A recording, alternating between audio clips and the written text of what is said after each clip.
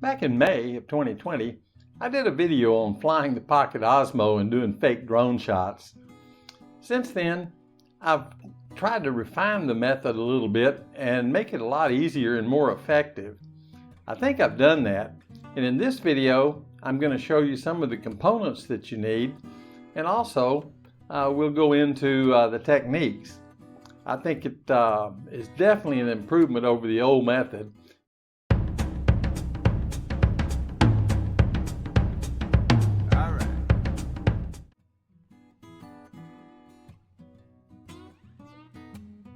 The first video that I did where I flew the Osmo, I was only using the Osmo screen and kind of guessing where I was shooting. Hopefully I was getting the right images, but who knows.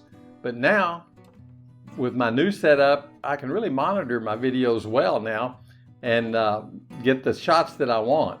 I'm not guessing anymore. So today I'm going to show you how I do that. It's pretty simple, didn't cost me a lot, and works really good. So let's take a look.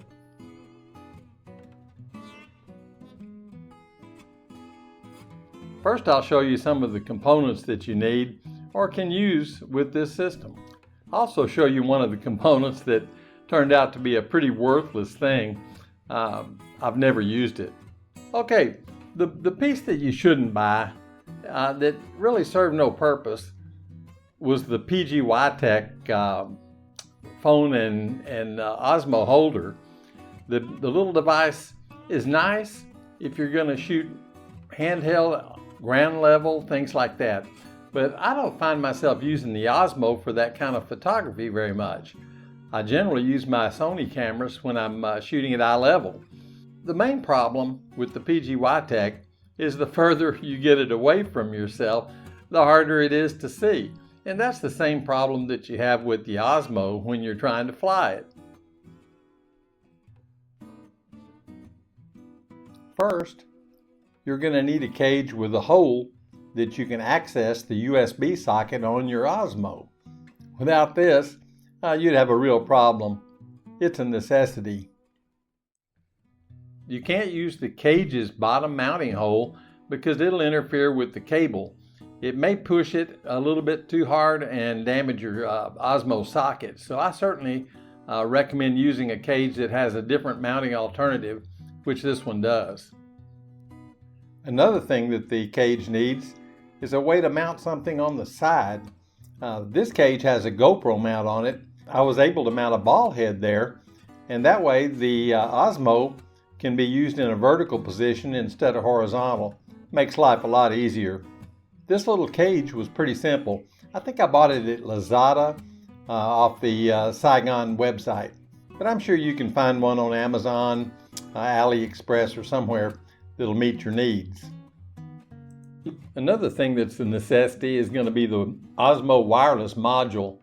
It's really a cheap piece now. I found it on sale for, I think it was about $26, $27, which I thought was a good deal. This cable is a USB Type-C male to female. It's normally just referred to as a USB extension cable. But you want to make sure that you get the USB Type-C connectors on both ends.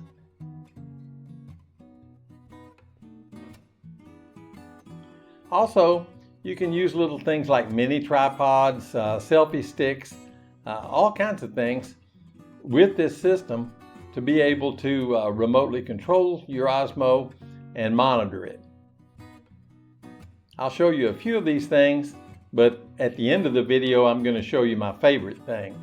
So please stay tuned for that. Besides the cage, you're going to need a phone holder. A ball head on that's nice. You're going to need a selfie stick of some sort. You might want to get a little tripod too. They're a lot of fun for doing low shots. I connected this to the Osmo with an extension cable, 100 centimeters long, which is way too long. So it can fall off pretty easily. Even the weight of the cable can pull it loose. But as I said, you don't need this big bundle of cable. A short cable will work fine. About a 30 or even a 20 centimeter would be fine, because all it's going to do is kind of dangle there. Main thing you don't want is you don't want it to fall off or become disconnected. Of course, again, in DJI's infinite wisdom, they put no tripod mount on this little device or any other way to secure the cable to the device.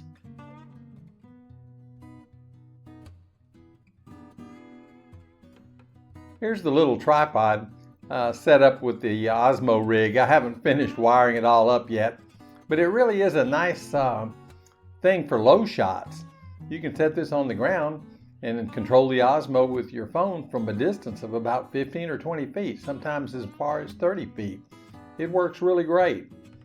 And low shots are a lot of fun to do. And having complete control over the camera is also a really nice thing.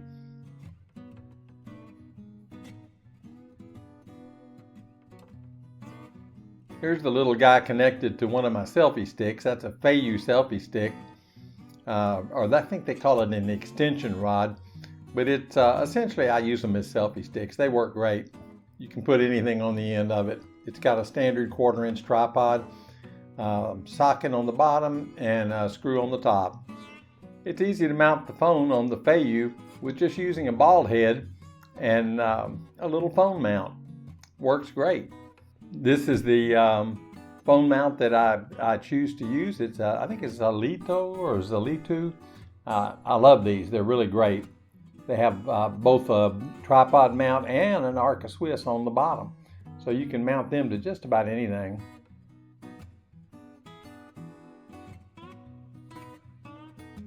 This is the way I mounted the cage to my boom pole. I use a boom pole most of the time instead of a selfie stick. It's just sturdier, it's a little bit easier to control, and it's definitely more extendable. I can get nearly 15 feet with this thing. So it's a very versatile tool. And I can monitor it the whole time by using my phone on a magic arm attached to the bottom of the boom pole. Really works great.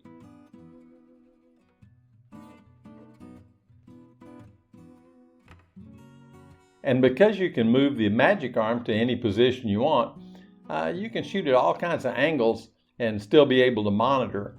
I think it's really a great system.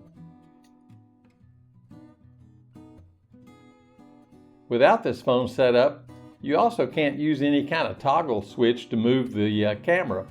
And with this one, you have a full 4-direction toggle switch, unlike the one that fits on the Osmo that only toggles up and down or right or left and is switch selectable and all that. You can't use that with a pole. It just won't work. But this one's turned out to be really handy and has given us a lot of options for shooting.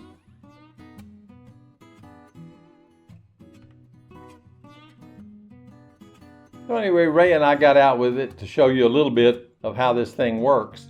It's really convenient. Like I said, I can see what I'm shooting, and before I couldn't do that. Also, in follow mode, it's real easy to put a little box around the person and use the follow mode.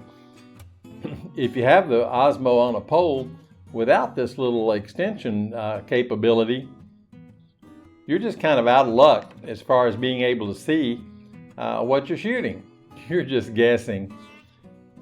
Here are a few shots that I did in the backyard just to show you what you can do with this rig. You can use it for any kind of shot. Sometimes I use it for boom shots. Sometimes I use it for walk around shots. I did a little follow shot and a tracking shot. One little high up overhead shot like a drone. But overall, up to your imagination, you can really do a lot with this. It really doesn't matter. You can use it for anything. And because you can monitor it and get a great view of what the Osmo sees, you're pretty assured that you're going to get the shot you want.